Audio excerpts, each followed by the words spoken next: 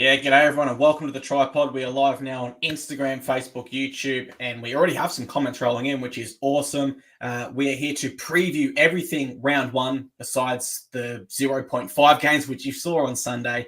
My name is Dana. I'm from Clarkie's Rugby League column, and I'm joined every week by my co-host, Jacob Wynn from TryPod Punting. Mate, how are you going first of all?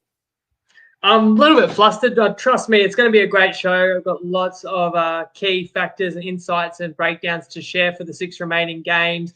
First ever time in 9 years, in fact, that we have a TryPod round preview on a Tuesday. It had always been on Wednesdays, so we've partly moved it to today to accommodate other commitments that would have made it harder to produce on a Wednesday. But I also believe, as I talked about previously, it could be a real benefit to people that follow our tips. We're getting a crack at the market sooner. And then generally anyone that likes to tune into our show, you're getting it 24 hours earlier. Please let us know what you think. I can see feedback coming in. And among other things, yes, the thumbnail I was trying to upload on YouTube, I couldn't get there. Sorry. So had a few little gremlins, but it wouldn't be the TryPod without that.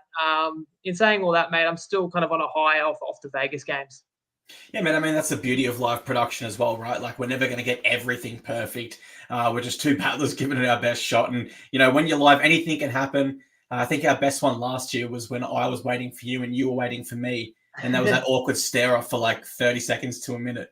So, yeah, that's that. Give us a quick recap of Vegas, mate. We went 2 from 2 for everyone that's just tuning in now. How was that? Yep, best bet, first game of the season, Manly plus half a try. And while I was a little nervous when Souths came out strong to start the second half, Manly came home with a wet sail, won the game outright, 12-point winners, cover the half a try line, of course. And the Roosters did much the same in a tighter affair. But again, outright winners of their margin was 10 in the end, I think. So both underdogs saluted, but that was great for the best bets. It's not going to be that way, I should say, in terms of responsible advice, just because we called it the right way last week and it was fun to sit and watch that come about.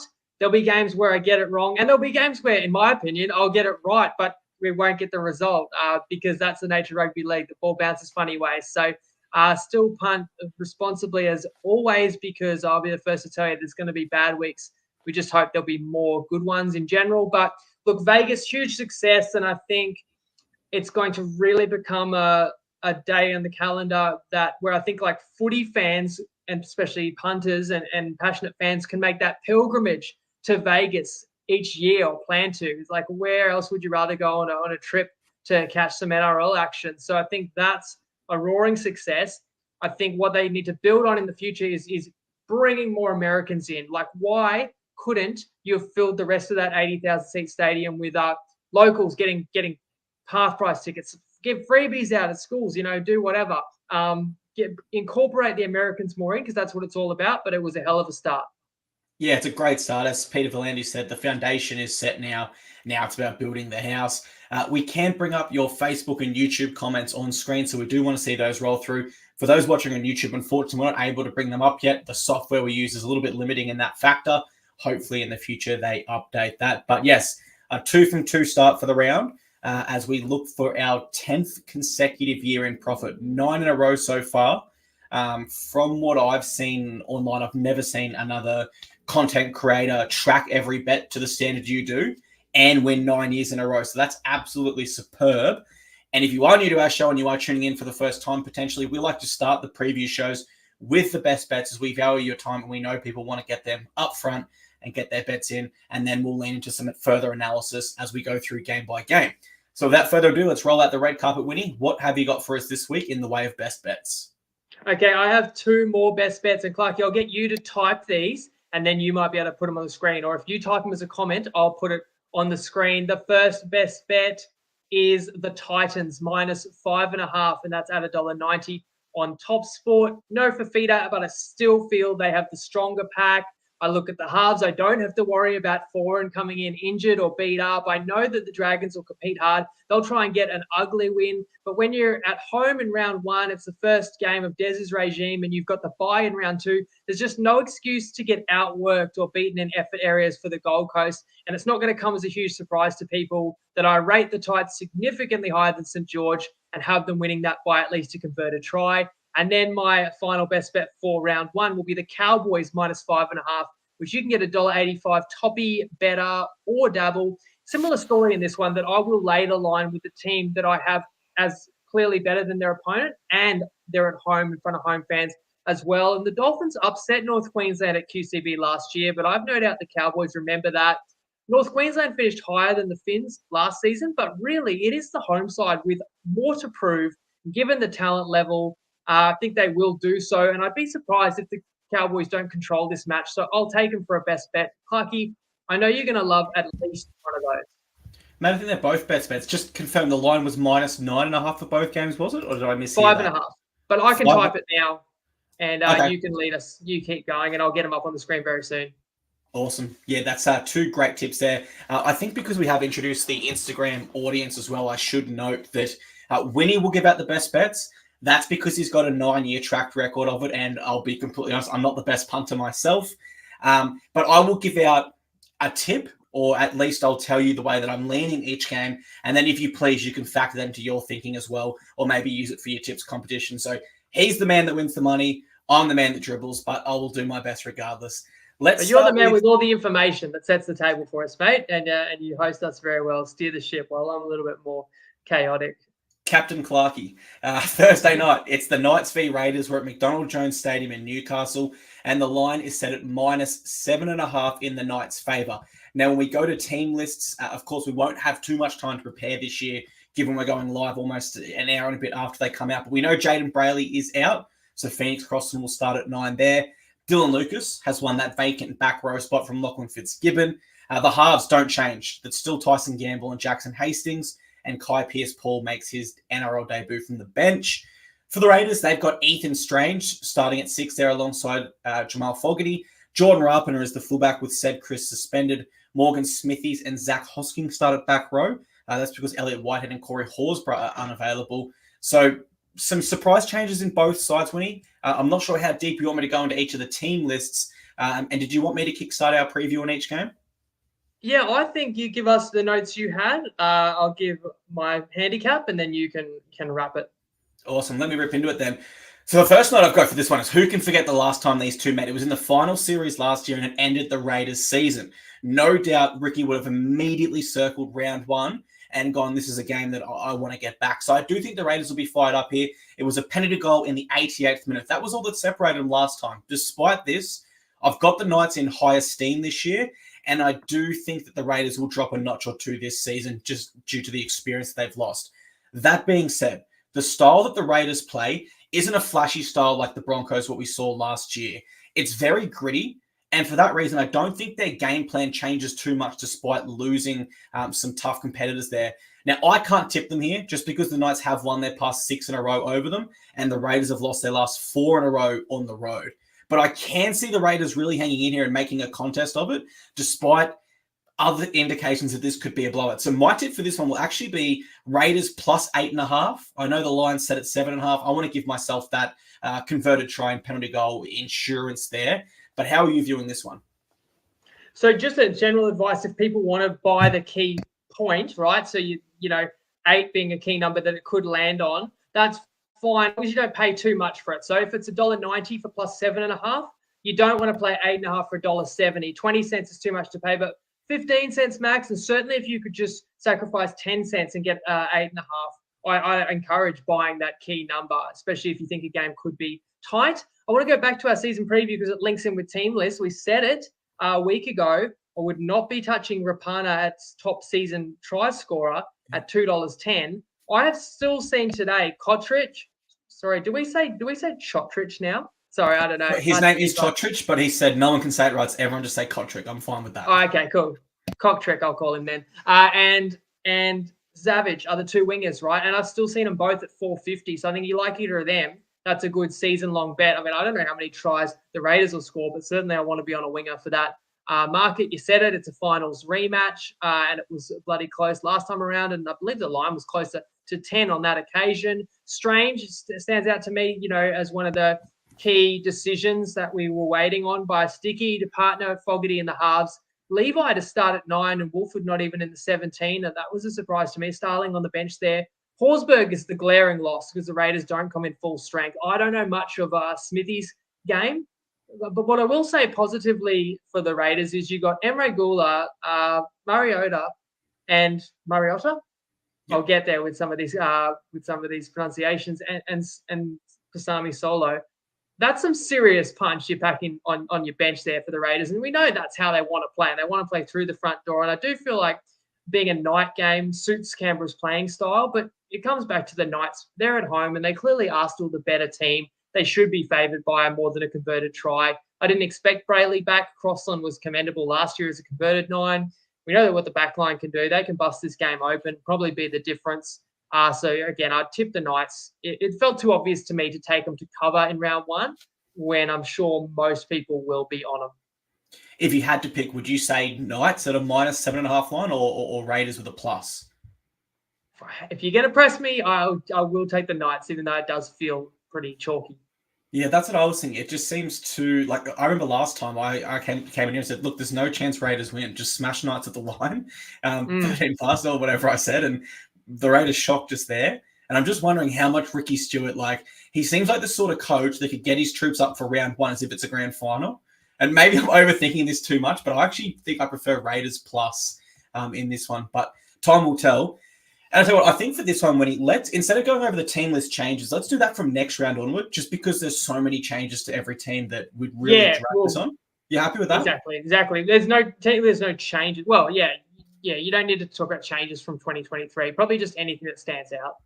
Absolutely. And then, as we come back next round, guys, we'll tell you the key changes. This round's more of an announcement, as we know. Let's move to Friday night. It's the Warriors v Sharks. We're at Go Media Stadium in New Zealand, and the line is set at -4.5 in the Warriors' favour.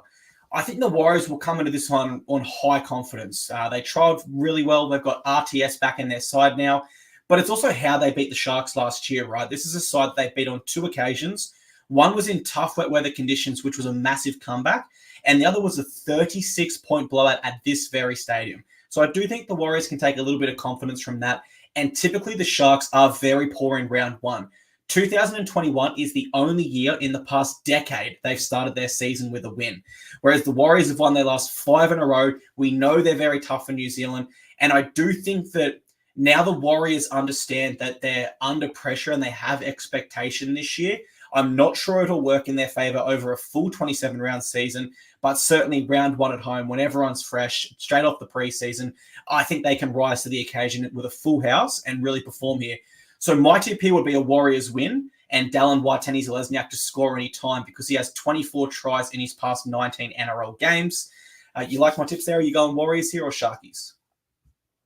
I already saw some comments that people will be very upset if I don't tip the Wars in this one and probably more often this year. Of course, I try and stay objective.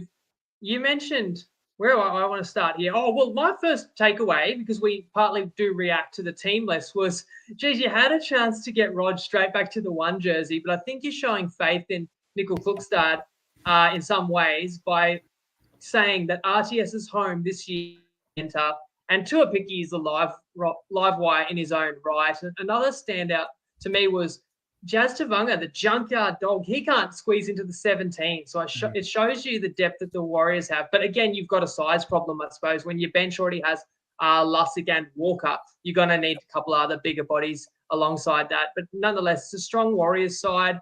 We were waiting to see if Hines would be cleared. Now, just because people are named on Tuesday, there is no certainty that that's how they line up, but it's a positive sign if you do like Cronulla. However, of course, they'll miss Hamlin Uele, who's not available for this one. And you mentioned that the Warriors got the Sharkies twice, and that might give the Warriors confidence, but I can just as easily play the other side of that Cronulla remembers getting upset in one of the upsets of the season at Shark Park by the Warriors. And there were several reasons for that. It was early in the year, so the Warriors were very much ambushing sides. You know, people didn't expect too much, and they came into that game 12, 13-point underdogs, and they found themselves down. You'll have to remind me, Clarky, I mean, was it like 18-0? Something like that. I mean, it was a double-digit, but I feel like the lead may have even, been closer to 20, and the Warriors came back and won.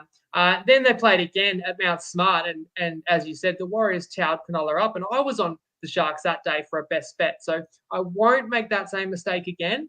I think of the Warriors home crowd, probably the best in the NRL, so even bigger factor than the Knights, which is another strong home advantage. I don't know who's the better team out of these two. You know, and And I suspect if you're going to say season long, who finishes higher, I might have had Cronulla one spot higher than New Zealand. But regardless, if they're about even teams, then I give the edge and home advantage that Mount Smart brings to get the Warriors over the line. Had the line, the handicap that is, had that been 6 or in excess of 6, I might be playing the Sharks here. But at 4.5, it's a lean, while I think that the Warriors win a tight one. Yeah, it's that line is a tough one to go either way on. That's why I just said Warriors win outright. Sharkies will present a good challenge there, though. The next game, though, this one's going to be the blockbuster. This has game of the round written all over it. Friday night, prime time, it's Storm v Panthers. Sorry. We're at Amy Park in Melbourne, and the line is set at -2.5 in the Panthers' favour. This is two absolute heavyweights of the NRL going at it for me. Every year we bring this stat up. I feel silly for bringing it up, but we have to. The last time Storm lost in round 1 was 2001, and Craig Bellamy was not coaching at that stage. He has never lost in round 1 as a head coach. And the Panthers are typically very poor at Amy Park. They've only won 1 of their last 8 at this stadium, but they did win last year 34-16 at Marvel Stadium, which for me kind of shows that they've overcome that Melbourne curse, and this is a different Panthers side, as we know. It is almost impossible to tip against Melbourne in round 1, but I have to here for 2 key reasons. I think they look a little bit thin in that forward pack, especially with Nelson Asafa-Solomona unavailable.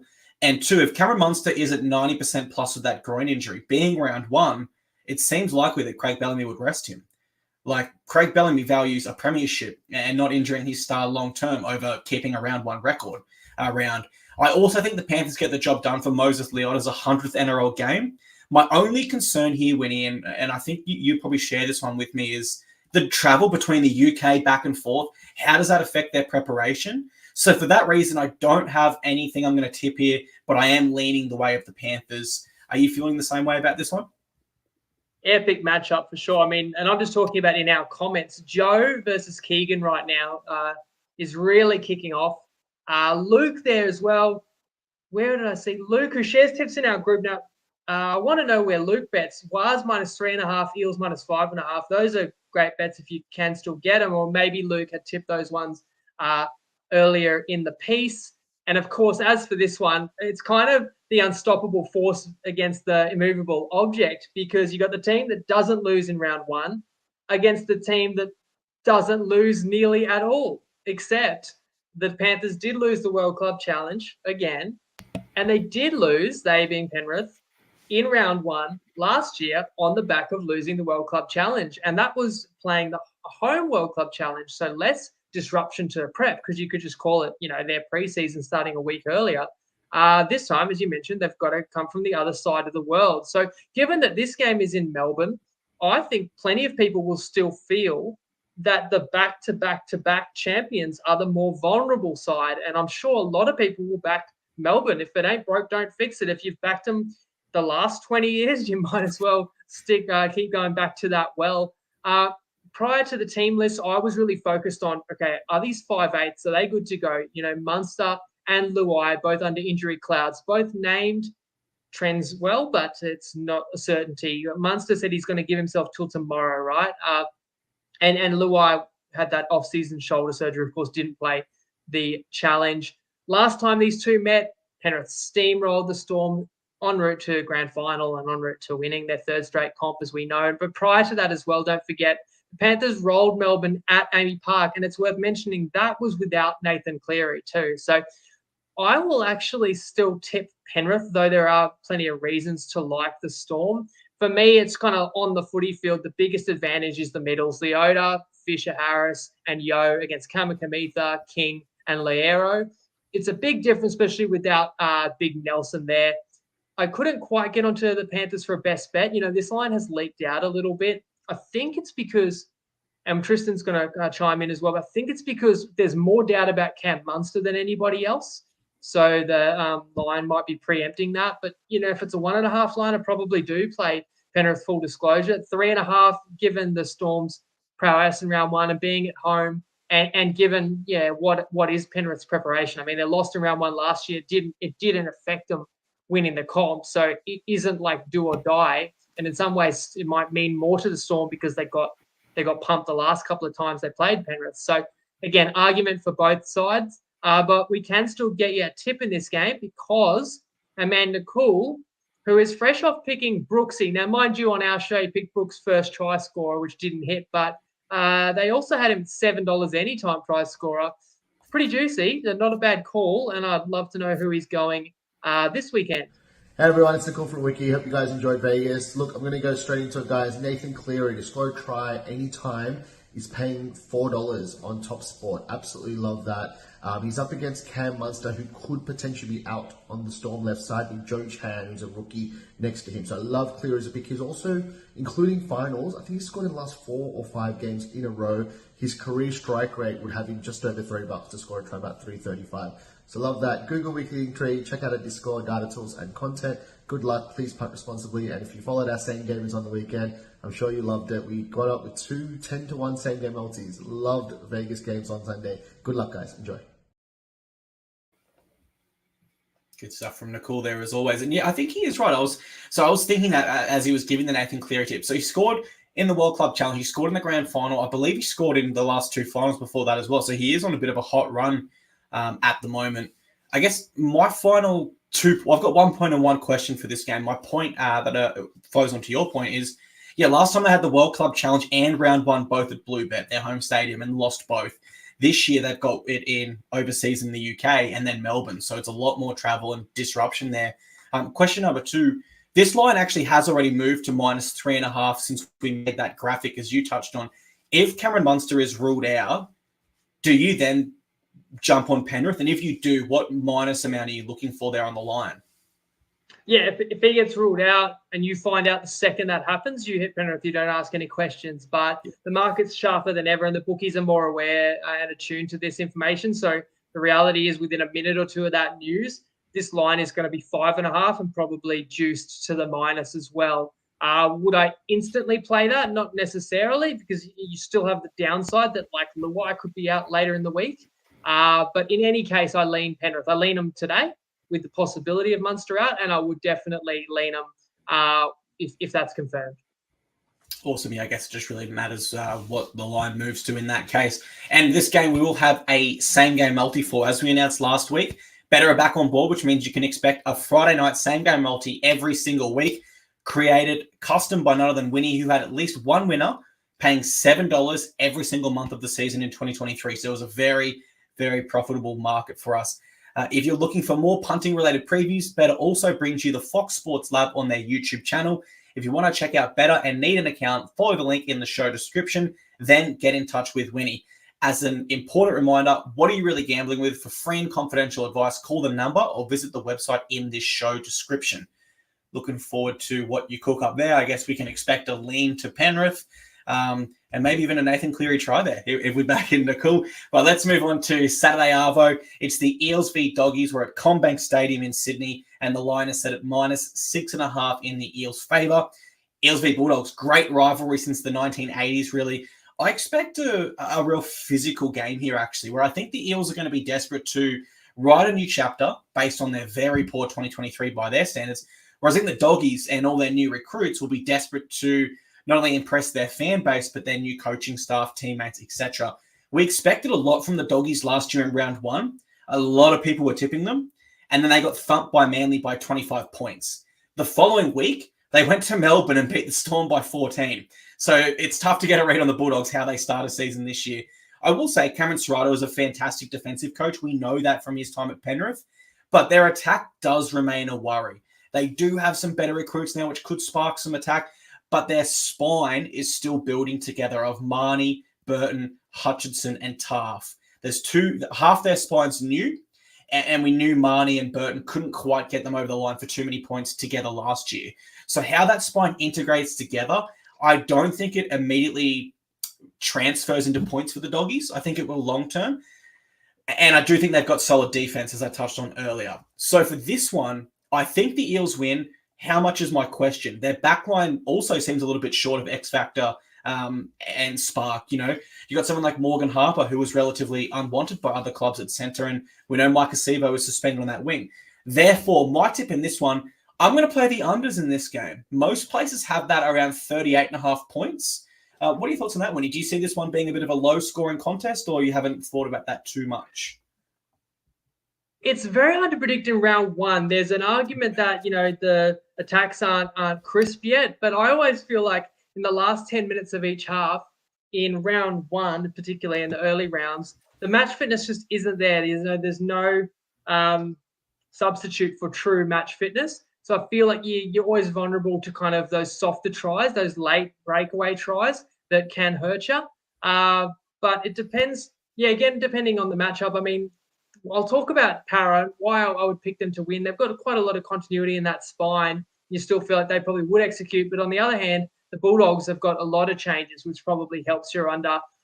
I'll be honest, we've only got so much time to talk about the game. So my, pure focus, it just tends to be on the sides. I've kind of stayed away from totals because there's only so much you want to be able to cover, and I want to be able to do what I do as well as possible.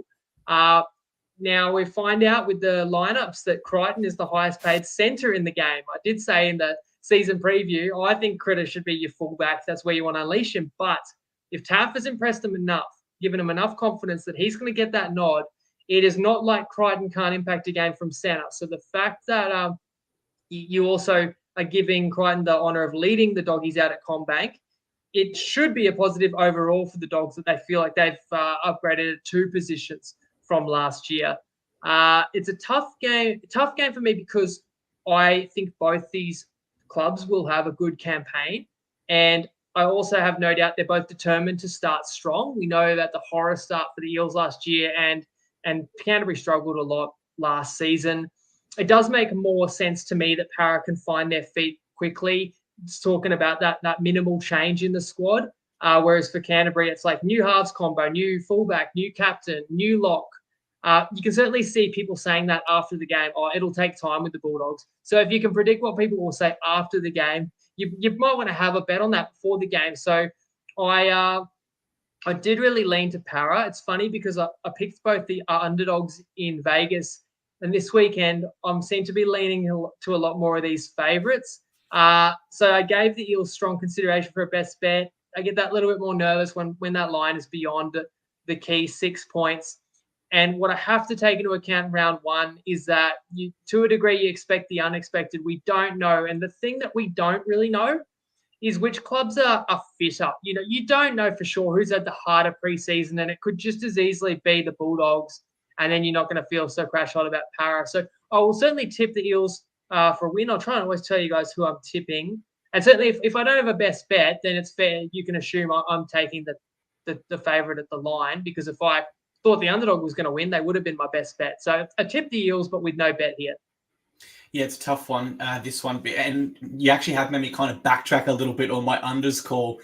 I guess I hadn't really considered that fatigue that you touched on in the last 10 minutes of each half, where you do see easy tries scored. So I won't retract that tip. I'll just say I'm no longer as keen on it. And I know that I've sucked with those over-under plays in the past, which is probably why you've steered clear of them for so many years now. All right, we've got 2 games left. One features the 2024 NRL Premiers. I'll let you decide which team I'm referencing there. Let's hear from an absolute legend who does happen to sponsor 2 great clubs in the Titans and Tweedhead Seagulls. I'm talking Tristan Merlehan, the CEO of TopSport. He has your market insights. Gather around. Let's have a listen, kids. Good everyone, it's Tristan Merlehan here from TopSport, and we're back for the first weekend on home soil. Teams just dropped, as you know, and I know there's been plenty of chat around that already on this show.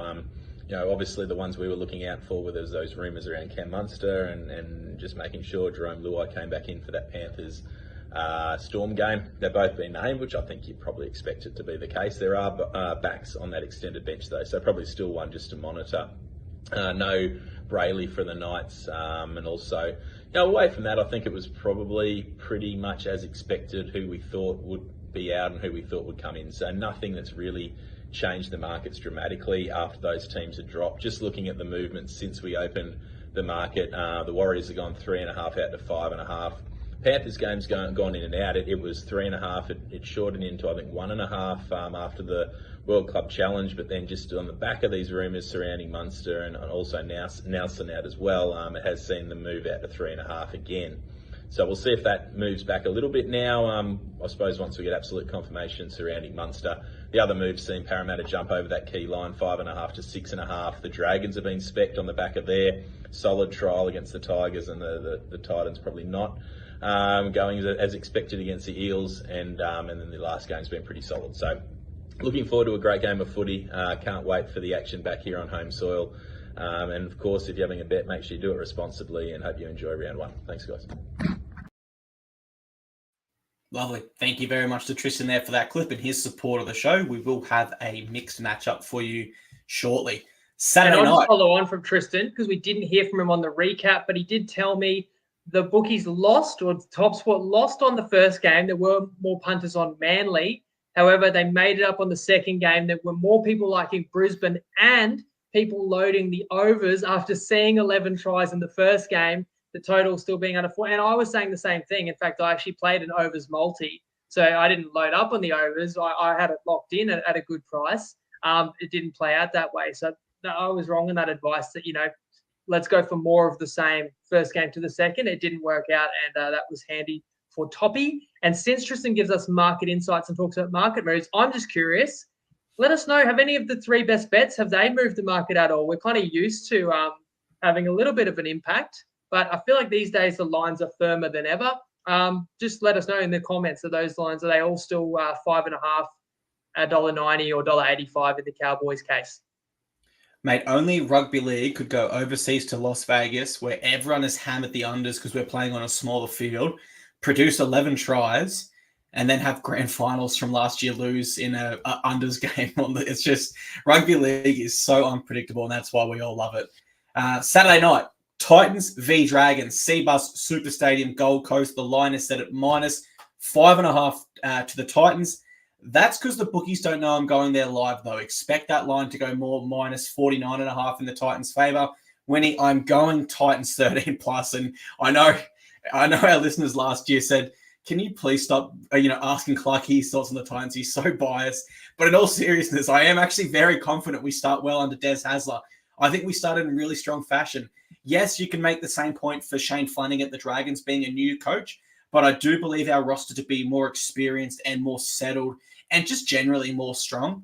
I also think if we're talking a coach that's going to have a side ready to go in round one after a tough preseason, I'd honestly take Des Hasler over every coach but like a Craig Bellamy, if I'm being absolutely honest. So with Isaac Liu celebrating his 250th NRL game and club favourite Brimson playing his 100th NRL game, I just know those are two boys that have the enormous respect of the club, everyone involved with the club, that staff players. Dragons have lost their last 4 in a row on the Gold Coast, so my tip here is Titans, minus 5.5. I'll be a little bit safe with my tip.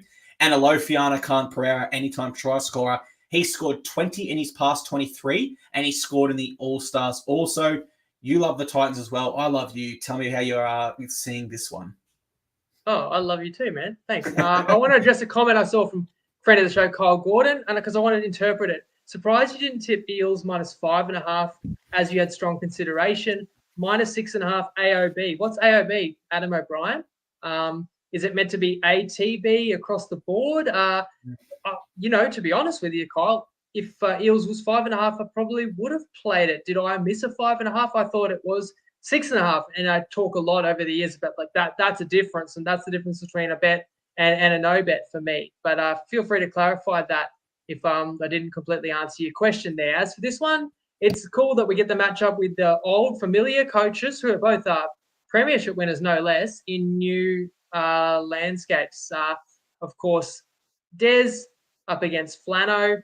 And while Des is missing 2 of his very best players in Jaden Campbell and David Fafita, help me out with my pronunciation again, Clarky. Keanu Kinney is an exciting player. I've heard some commentators say Keeney, but I believe it's Keanu Kinney.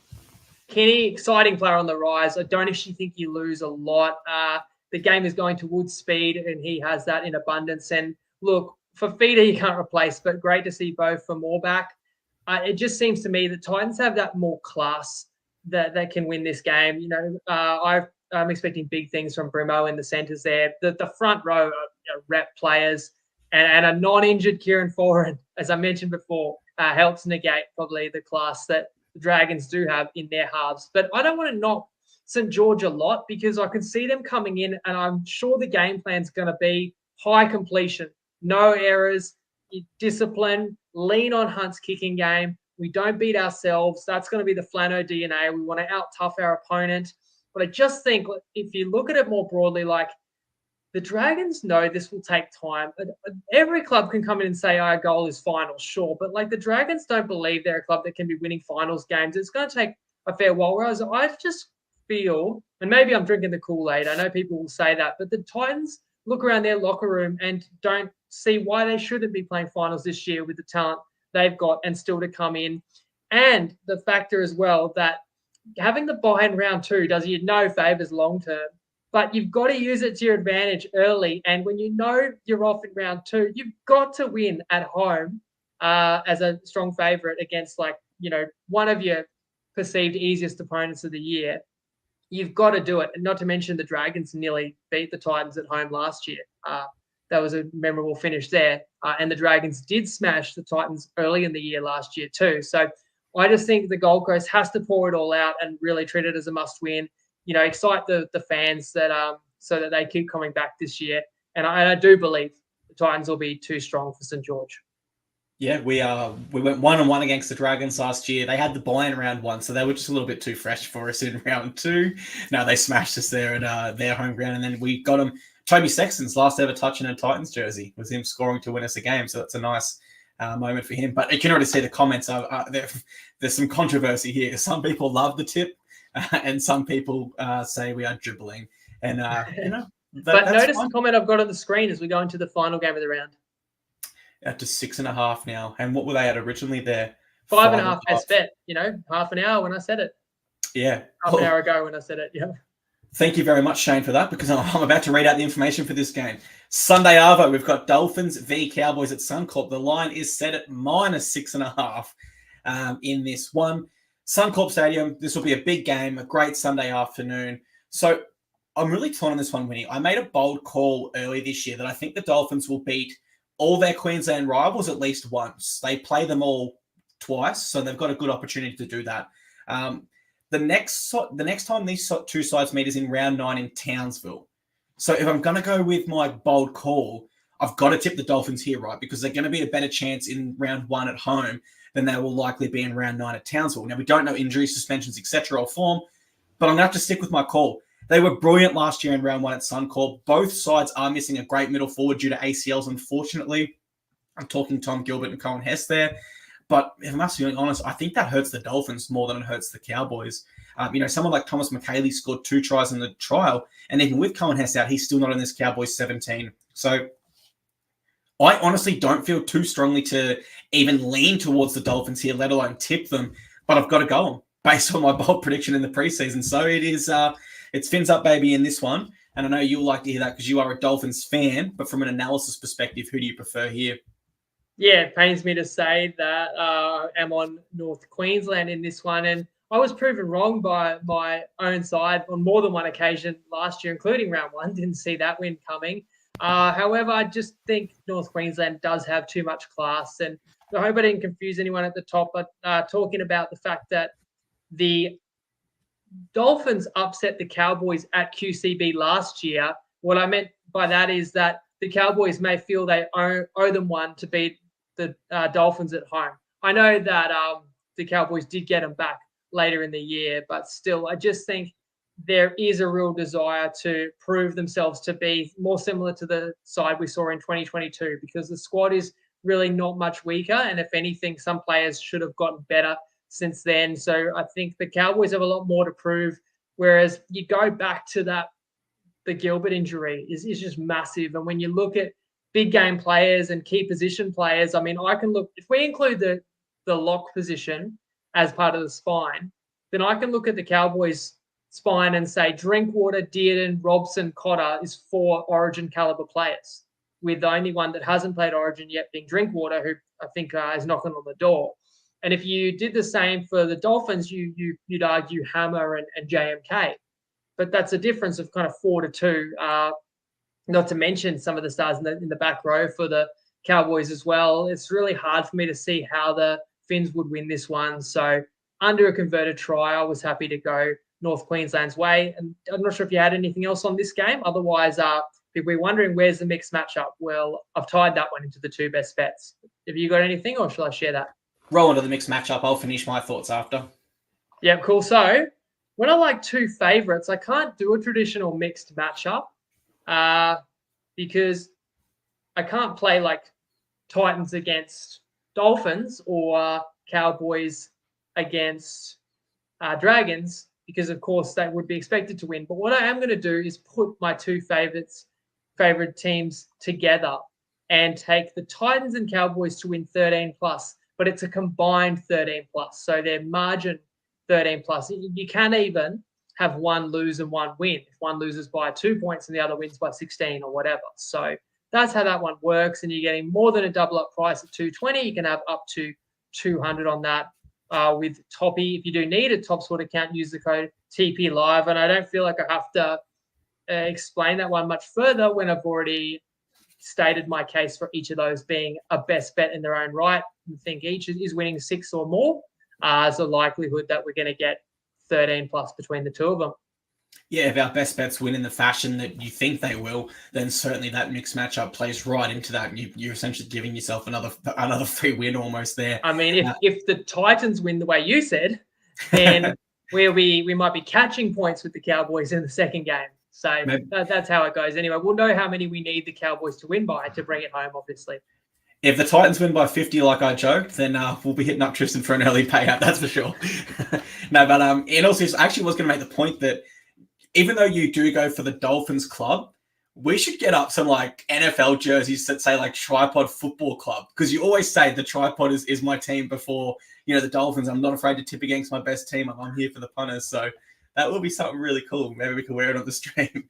But we'll talk more about that idea. offline. That is true. Everyone knows like my allegiances above all does lie to the TryPod family. Absolutely. And me too. I'd never tip the Titans if I don't believe in them. Everyone knows I'm joking with that one. But that will do our show here tonight, guys. We want to say thank you very much for being here live with us. And if you are listening afterwards as a podcast, to everyone that's got involved with the show, typed, brought the messages up, we really appreciate you getting involved. Our next show will feature Winnie on Sunday, Dolphins v Cowboys within 15 minutes of full time. Unfortunately for myself, I have a family commitment, so I won't be on the recap show this week. But Winnie will recap all the action and hopefully 3 winning best bets. With that in mind, Winnie, over to you for your famous last words or word. When you say 3 best bets, 2 best bets, and the mixed matchup, and we're already 2-0, baby, in round 1. So can't wait. Keen to hear, what everyone else is on as well. It's what it's all about, hearing everyone else's tips and perspective too. And we can't wait to get through 6 more games of footy. Loved Sunday, and now we're in the thick of it. And this is our routine from now on. And I'm again sorry we started a little late off the blocks, but we do intend to be 5:30 New South Wales time, daylight savings time, every single Tuesday, which is 90 minutes after team list drop. Give the markets a chance to settle out and then have a crack. And as you've heard and as we've seen in the comments tonight, we're already ahead of the market in a couple of games before the show is even over. Thanks again to you, Clarky, as well, mate. Enjoy your week, everybody. And